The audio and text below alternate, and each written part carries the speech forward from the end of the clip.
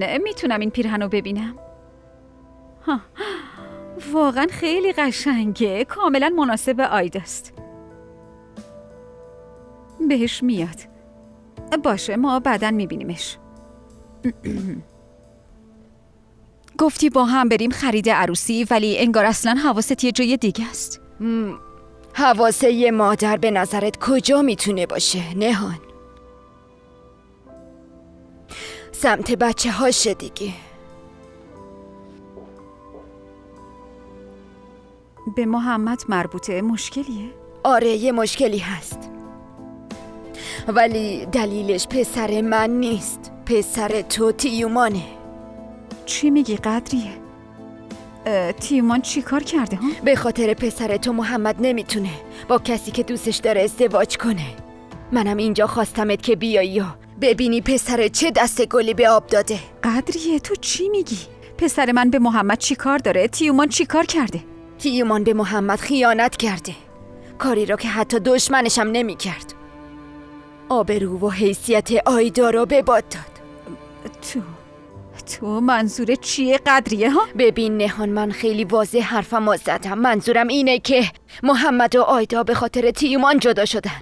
تیومان باعث شد که نظر نامزدش عوض بشه.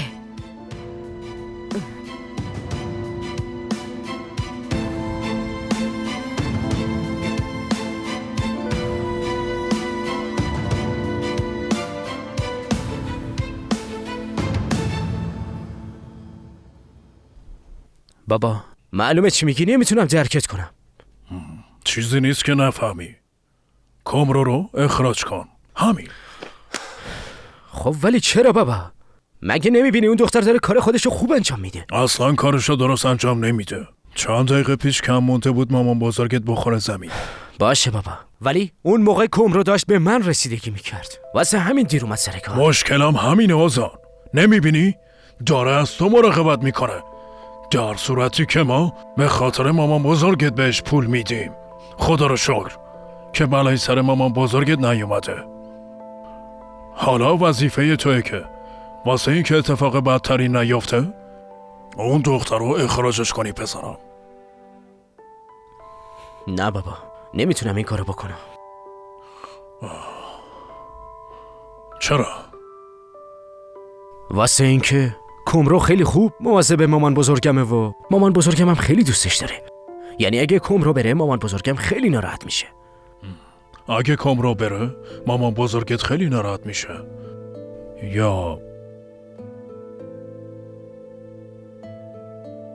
یا کس دیگه ای هم هست که بیشتر از مامان بزرگت ناراحت میشه.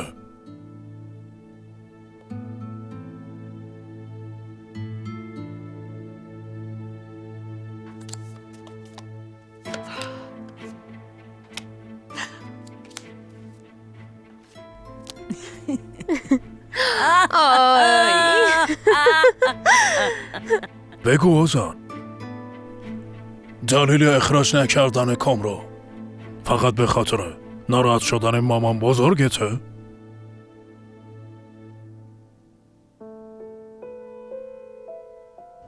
تیومان محمد و آیدا رو جدا کرد، به نامزده پسر عموش چشم دوخته بود.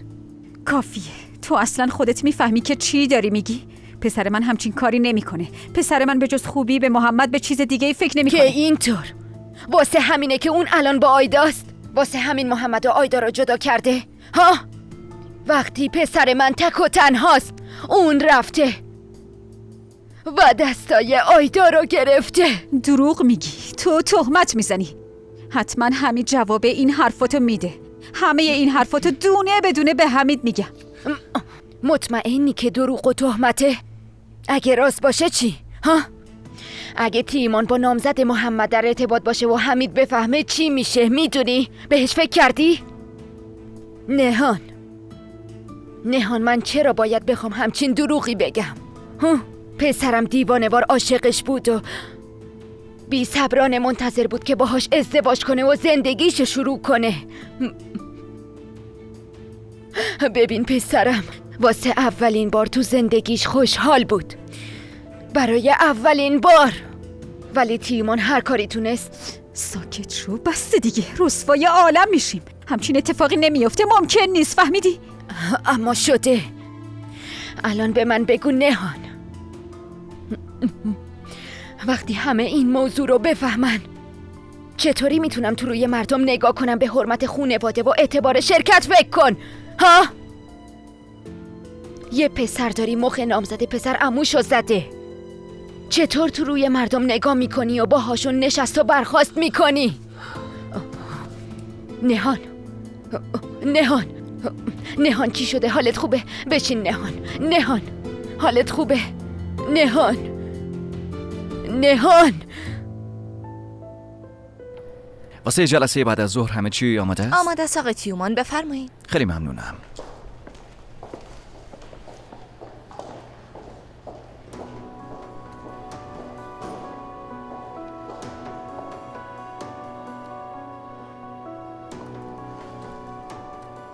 همه چیز آماده است. اگه میخوای میتونی ببینی. نمیذارم آیدا مال تو بشه تیومان.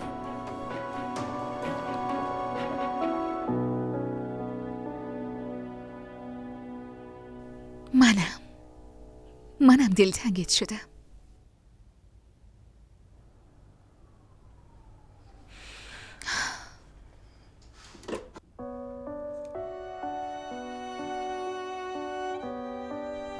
میتونی دیمت. نه نمیتونم. قهوه ها آماده است.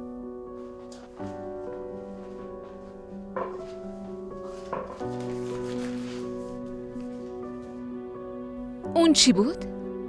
چی؟ قبض برقه. میخواستم پرداخت کنم اما یادم رفته بود. خب یالا تعریف کن، چی شده؟ کمک کن آیدا دوباره برگرده پیش من. ببین منو تو تاریکی نذار. اگه تو به من کمک کنی منم به تو کمک میکنم. تو به من چه کمکی میکنی؟ برای اینکه حرفاتو پشت گوشی شنیدم. به زودی به این نیاز پیدا میکنی.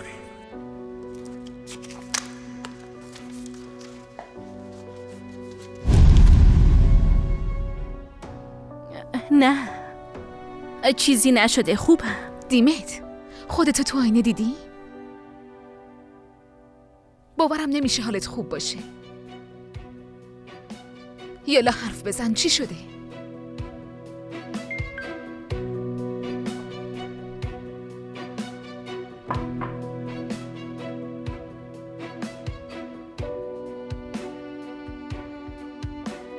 اون همیشه نقش اوله ولی تو همیشه سیالش کردی. کاری رو که با من کرده با تو هم میکنه. اگه اینجوری پیش بره تو رو هم فراموش میکنه.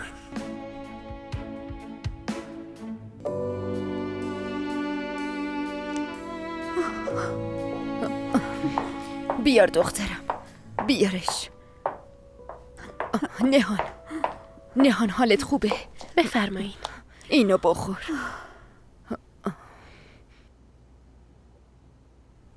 حالت خوبه؟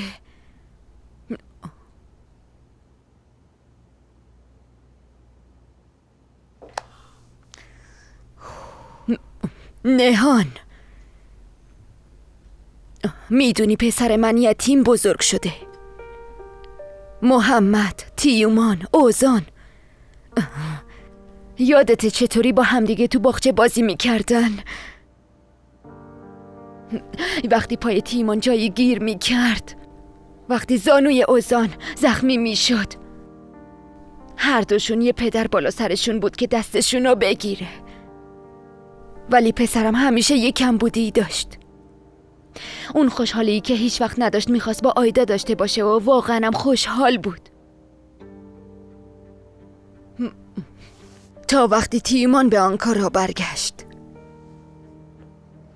بعد از اون آهسته آهسته خوشحالی پسرم از بین رفت. نهان، تیمان هر چیزی که میخواسته رو تو زندگیش داشته ولی پسر من نداشته. نهان، چرا به نامزدش چشم دوخت؟ ببین قدریه جون، لطفاً اشتباه در کردی.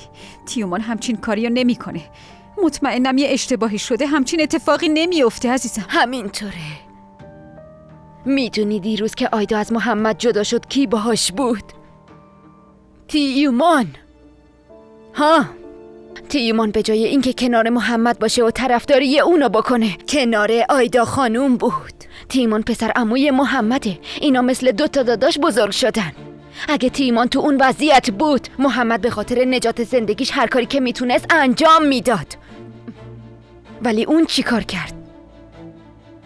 به جای آیدا حرف زد، طرفداری اونو کرد، گفت همه چی اینجا تموم میشه. چرا؟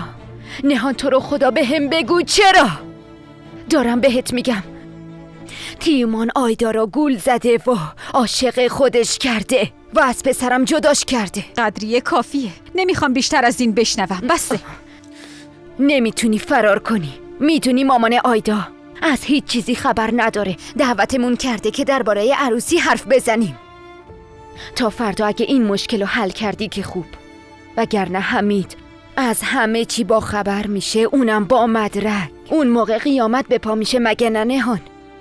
تو منو تهدید میکنی قدریه؟ آره؟ آره تهدیدت میکنم نهان.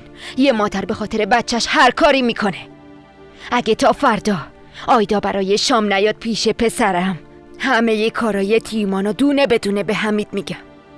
برو با آیدا حرف بزن، وگرنه آبروتونو میبرم. ببین پسر من پدرشو از دست داده، پس بهتره که شما یه بار دیگه رو زخمش نمک نپاشی.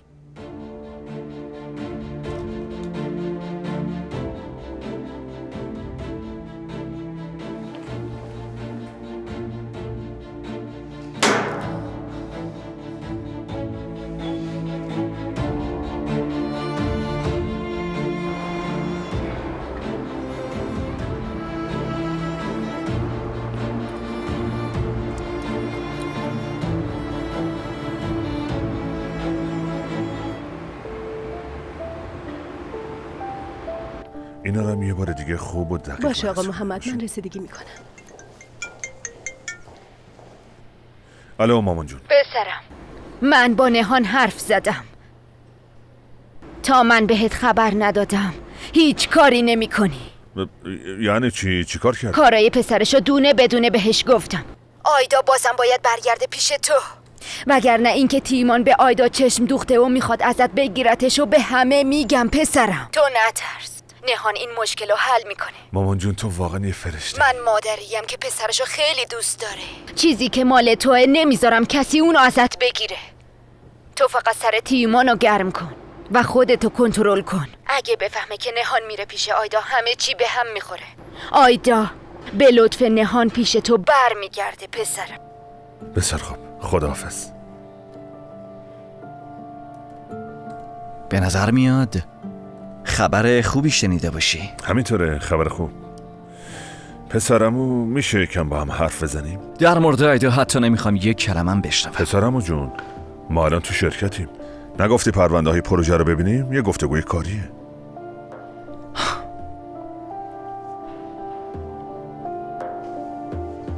آره، همین الان بهتون ایمیل میزنم. یعنی چی که نمیتونم پرداخت کنم؟ خب گفته بودی هیچ مشکلی پیش نمیاد. من اینقدر پول ندارم. باشه صبر کن، قطع نکن لطفاً. حالا چی کار کنم ها؟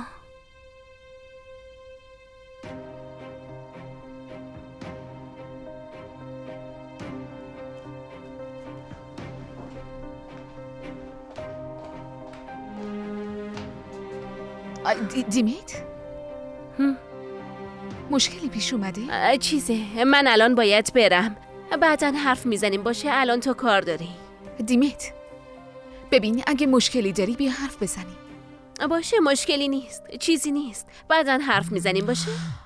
آی باز آقا شریف زنگ زده، موضوع کاریه، باید جواب بدم، ولی صبر کن باید حرف بزنیم. خوبه. الو آقا شریف.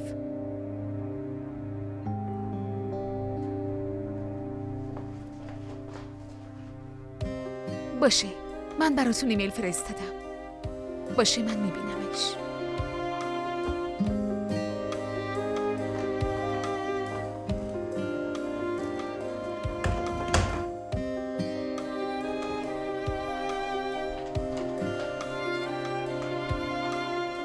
دیمیت؟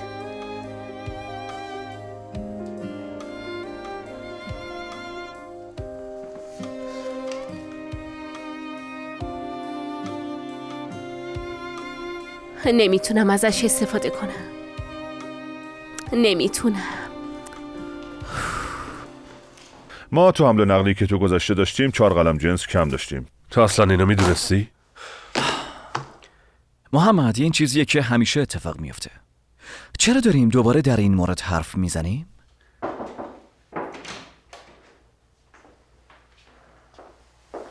آقا تیومان، این واسه شماست. خیلی ازت ممنونم صادق.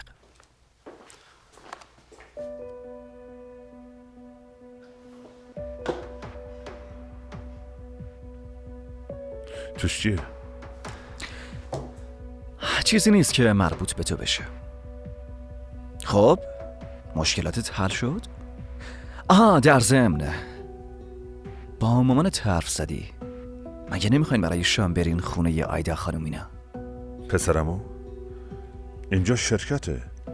به جز موضوع کاری اینجا در مورد چیز دیگه ای حرف نمیزنم. محمد، گفتی یا نگفتی؟ هنوز نگفتم. وقتی رفتم خونه میگم. گوش کن چی میگم محمد.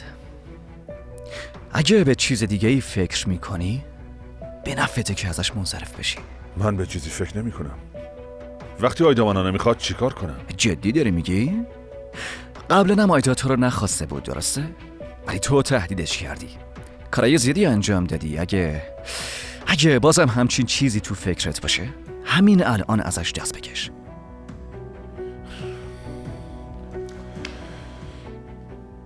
همچین چیزایی تو ذهن من نمیاد، ولی خیلی کنجکاوم بدونم که چرا تو اینقدر با آیدا فکر میکنی.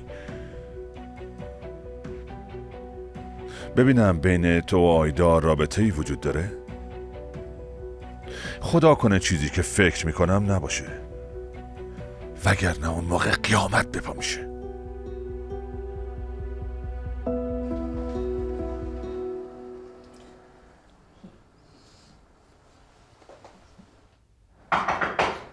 آها، دیمت اومد. دیمو؟ نهان خانم، اگه تو فردا تا موقع شام آیدا پیشمون بر نگرده، همه کارای تیمانو دونه بدونه افشا میکنم. برو با آیدا حرف بزن، وگرنه آبروتونو میبرم. نهان خانم، خوش اومدین.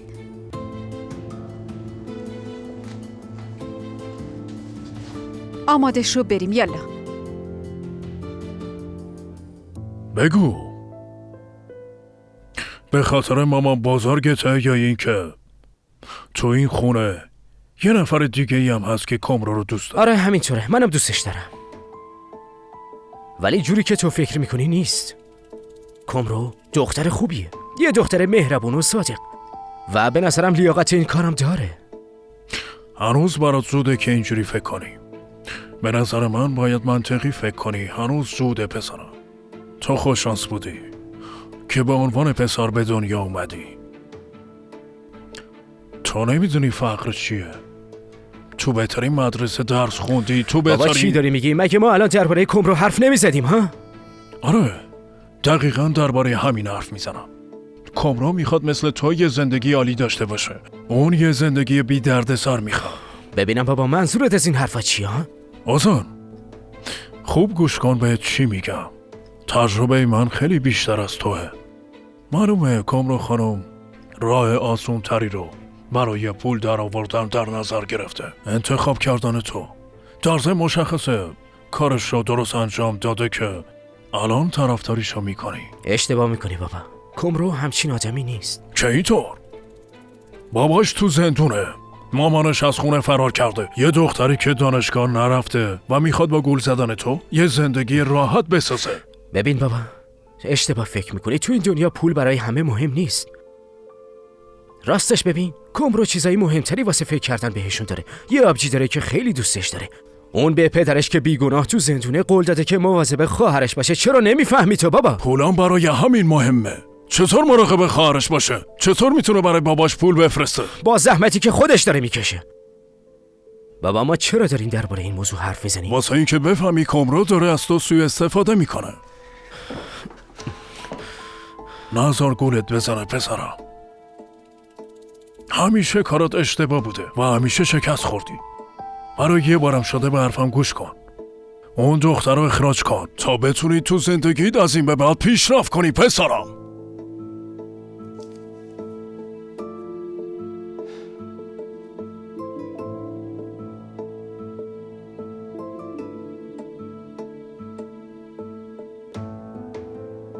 آه کمرو آه، چند بار بهت گفتم از آزان دور باش.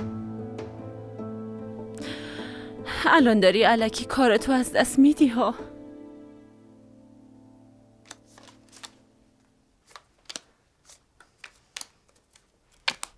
این بارم برنده شدم کمرو جون. آی اوف.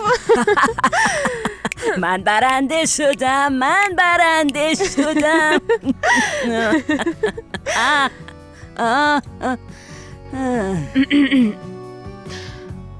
خانم ملاحت جون میشه به هم بگی زیر دست چپ چیه؟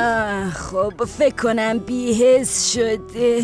شب رو این دستم خوابیدم. خب پس میشه من یه نگاهی بهش بندازم؟ بذارش ببینم چی شده. من ببینمش. نکن.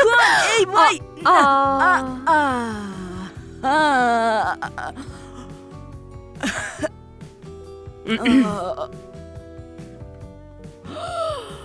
من گفتم چرا یکی از اینا کم شده. تو قایمش کرده بودی؟ من که نمیدونم چرا اونجا رفته بود. عجیبه ها. آره عجیبه. الان قلقلکت میدم ببینم چطوری رفته اونجا. آره بازم قلقلکت میدم. گفتم نکن. ببین بابا آره صداشونو نمیشنوی؟ کی مامان بزرگمو اینجوری خوشحال دیده بودی؟ کدوممون موفق شده بودیم که اینجوری خوشحالش کنیم؟ میخوای این حس خوبو ازش بگیری؟ این فقط میتونه کار یه دختر معصوم باشه. اگه موفقیت همینه بابا من نمیخوامش. که اینطور بایدم بخوای.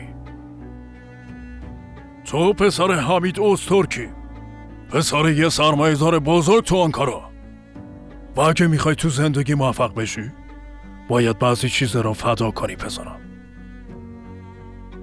آره شاید اون دختر الان داره بلند میخنده، ولی چند ساعت پیش مامان بزرگت داشت میمرد. کامرو یه دختر خطرناکه و من اونو تو زندگیمون نمیخوام. کامرو خطرناکه؟ اون دختر کارشو میکنه. دورو بر مامان بزرگم مثل یه پروانه میچرخه. چرا نمیبینی؟ ولی اینطور به نظر نمیرسه. من و مامانت داریم میبینیم. دورو بر مامان بزرگت نه، بلکه دورو بر تو میچرخه. نه آزان وقتی این دختر برای تو یه آدم معمولیه و فقط پرستار مامان بزرگته، پس چرا لج میکنی؟ برو اخراجش کن.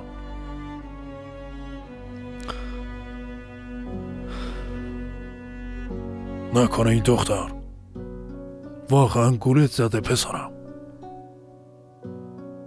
این دختر خوب تونسته احمقت کنه. بابا همچین چیزی نیست. در این صورت اخراجش کن. نه بابا خیلی عذر میخوام، اینو از من نخوا. نمیتونم اخراجش کنم. آزان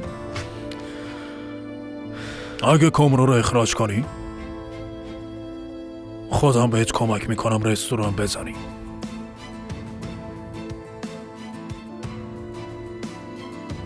رستورانی که همیشه دوست داشتی. انتخاب با توه. این دختره یا رستوران.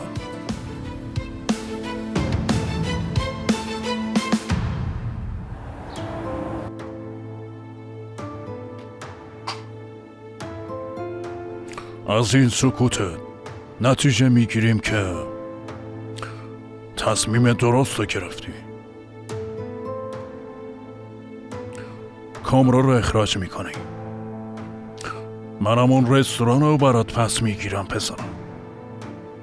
به خاطر یه دختر رویاها و آرزوهاتو از دست نمیدی، اینو میدونم. آفرین. بیا دخترم، بیا غنچه.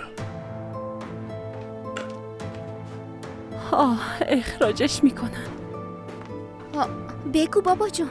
دخترم برو بالا، به کمرو بگو بیاد پایین. چرا؟ چی شده؟ داداشت میخواد باش حرف بزنه، برو صداش کن. آهان، تو هم مامان بزرگ تو تنها نذار. باشه. آبجی صفیه؟ صافیه؟ تو هم اینجا بودی؟ بیا، میخوام با حرف بزنم. باشه.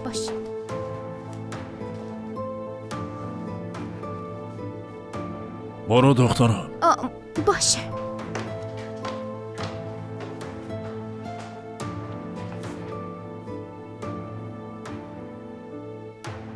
صافیه، بهت اعتماد کردیم و اجازه دادیم کمرو بیا تو این خونه. بعدش معلوم شد باباش تو زندونه. نمیدونیم هدف اون دختر چیه. آقا حمید، کمرو همچین دختره نیست، باور کنید. کافیه. الان آزان از اینجا میندازتش بیرون، ولی کسی نباید شک کنه که ما این کار را انجام دادیم. فهمیدی؟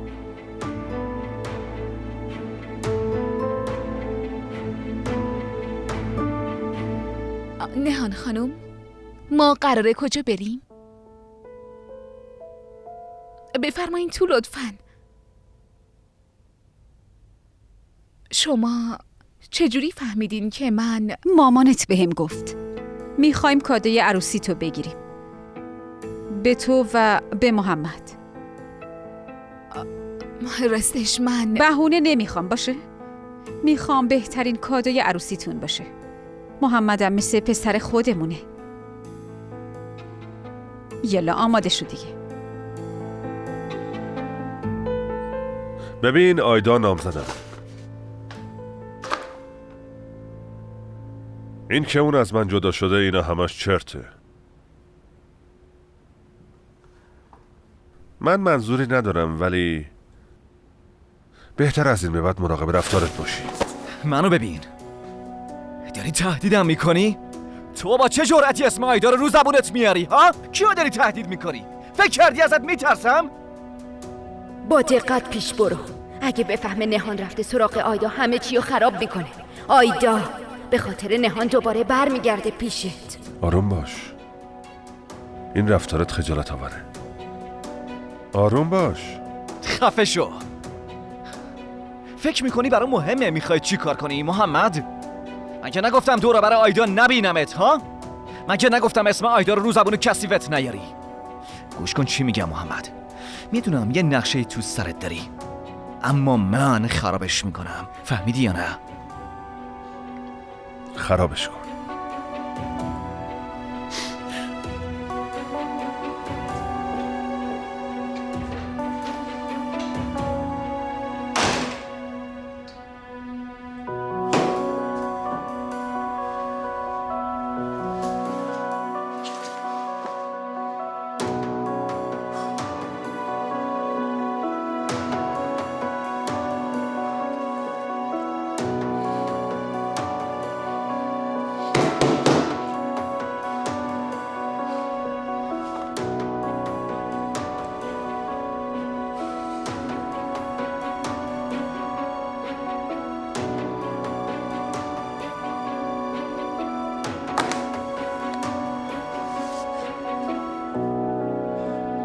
خیلی خوب.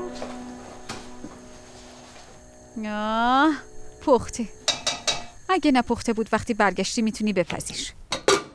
یالا باید یه کادوی قشنگ برای جفتتون بخریم. نهان خانم، نیازی به این کار نیست. یعنی چی دخترم؟ محمد برای ما خیلی با ارزشه. عموشون خیلی دوست داره، مثل پسر خودش. حداقل کاریه که میتونیم بکنیم.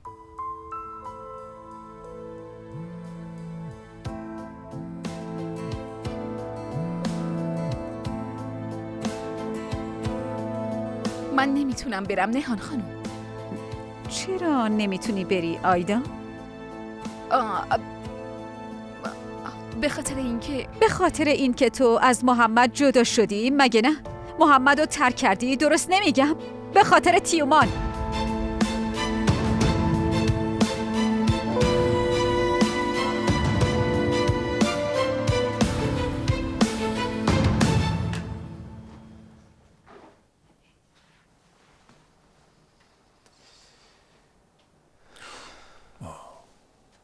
یالا پسرم، تمومش کن.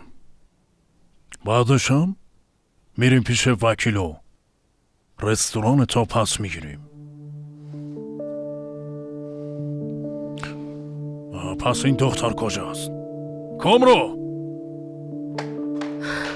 آقا حمید، منو ببخشین، باید برای ملاحت خانم یه چیزی رو میبردم.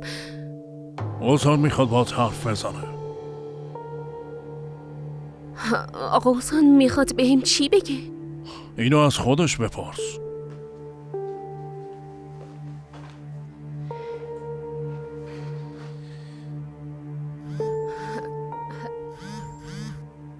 منو ببخش، باید اینو جواب بدم. فکر کنم اتفاقی برای بوسه افتاده. الو بفرمایید. آره منم. بوسه حالش خوبه؟ اون خیلی تمرین کرده بود، هیجان زده شده. باشه میشه اجازه بدین باهاش حرف بزنم؟ بوسه قرار بود یه شعر بخونه، استرس داره، باید یکم آرومش کنم. عزیزم هول شدی مگه نه؟ باشه بوسه، حالا میخوای یه نفس عمیق بکش؟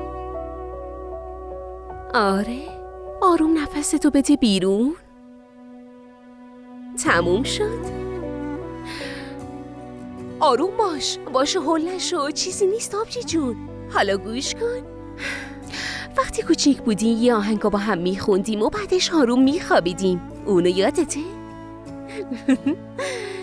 آره همون. باشه حالا گوش کن. قورباغه کوچولو، قورباغه کوچولو، خونتون کجاست؟ خونتون تو دریاچه بالاست. قورباغه کوچولو، قورباغه کوچولو، خونتون کجاست؟ خونمون تو باغچه بالاست. حالا با هم کوک وک وک کوک وک وک کوک کوک کوک کوک وک وک کوک وک وک کوک کوک کوک. چرا این کارو کردی ها؟ اونا از بچگی با هم بودن. چطور تونستی با اونا این کارو بکنی؟ چرا اونا رو انداختی به جون هم دیگه؟ یالا جواب منو بده. نهان دهن تو ببند. تو برامون آبرو نذاشتی. چطور دلت اومد خانوادمون رو نابود کنی ها؟ تو چه جور زنی هستی؟ وای تعجب میکنم.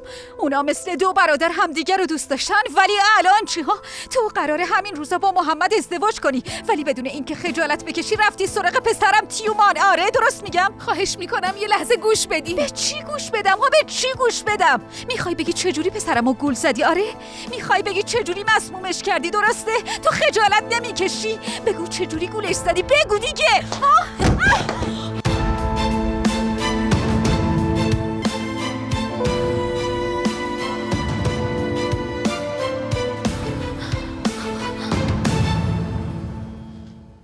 آبجی حالت بهتر شد مگه نه؟ نگران نباش، شب با خودم میارمش. تو از پسش بر میای؟ قول میدم آبجی جون، قول میدم. بوسه، من خیلی دوستت دارم. واقعا معذرت.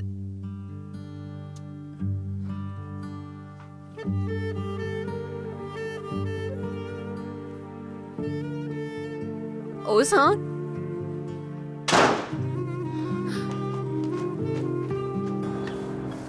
نمیتونم این کارو بکنم کامرو.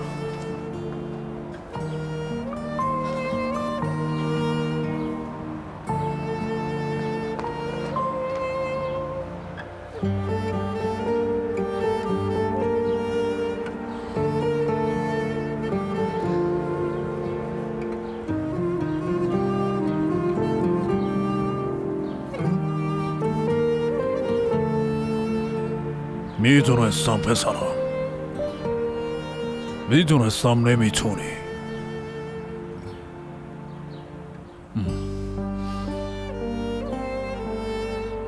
تو واقعا عاشق این دختر شدی، ولی نمیتونم اجازه بدم. اجازه نمیدم زندگی تو نابود کنی پسرم.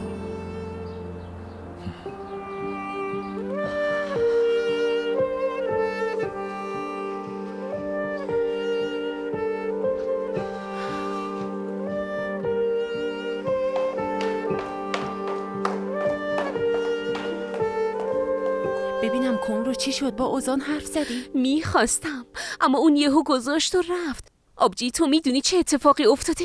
آه کمرو، آخه چقدر بهت گفتم. چی شده؟ مگه من چی کار کردم؟ آقا حمید،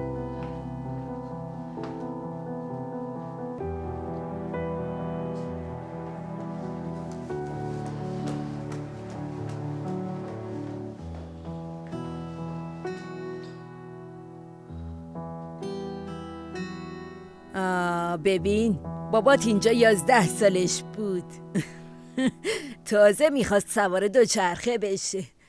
موقعی که نمیتونست میزد زیر گریه. حمید خیلی تلاش کرد و بالاخره موفق شد. و اون هم بچه هاش همیشه تلاش کردن، همیشه موفق شدن، تو کارشون بهترین بودن و قراره با بهترین نام ازدواج کنن. وگرنه نمیتونن ازم نجات پیدا کنن. دختر اونو ولش کن، اینجا رو ببین. باشه دارم میبینم. پسرم.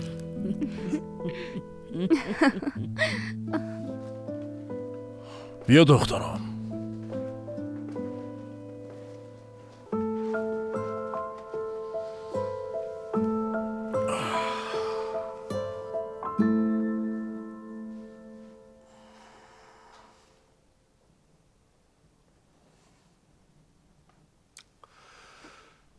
اوزان براش یه کاری پیش اومد.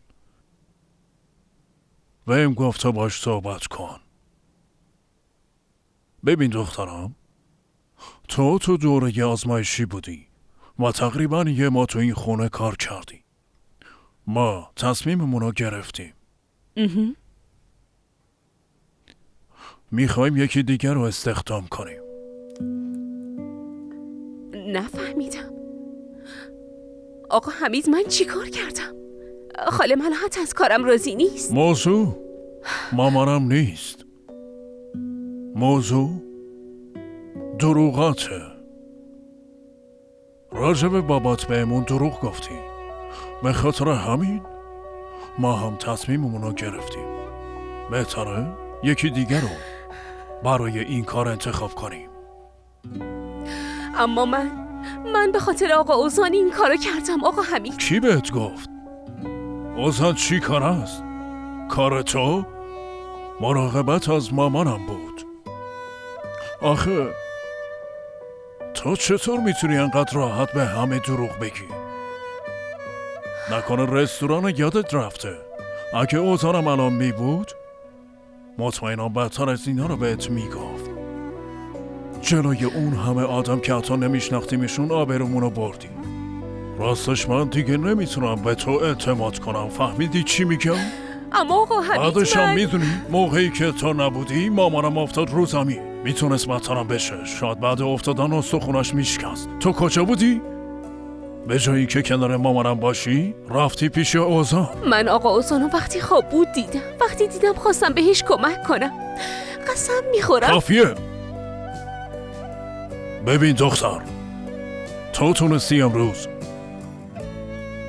یه درس بزرگ رو یاد بگیری. راجع به زندگی یاد گرفتی تو کاری که به تو ربطی نداره نباید دخالت کنی. با اینکه همیشه سرت تو لاک خودت باشه نه بقیه. آخه من که